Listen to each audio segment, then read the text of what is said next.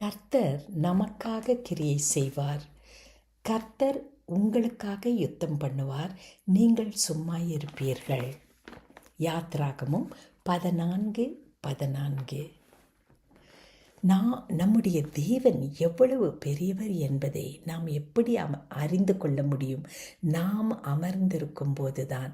நாம் ஒரு காரியத்தையும் செய்யாமல் அமைதலாய் இருக்கும்போது தேவன் எவ்வளவு பெரியவர் என்பதை நாம் தியானிக்க முடியும்.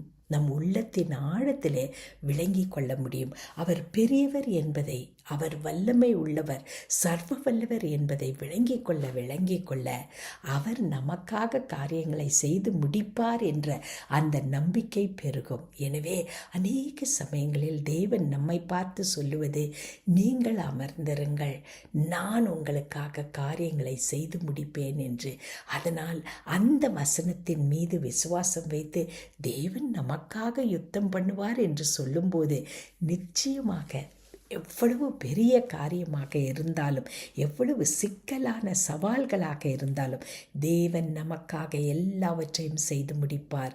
அன்பின் பரம தகப்பனே, எனக்காக எங்களுக்காக எல்லாவற்றையும் செய்து முடிக்கிறவரே, நீர் யார் என்பதை மீண்டும் மீண்டும் மீண்டும் எங்கள் உள்ளத்திலே அறிந்து கொள்ள எங்களுக்கு உதவி செய்யுங்க. மகா உன்னத தேவனே, எங்களுக்காக அனைத்தையும் செய்து முடிப்பதற்காக நன்றி. இயேசு கிறிஸ்துவின் வல்லமை உள்ள நாமத்தில் கேட்கிறோம் பிதாவே, ஆமேன்.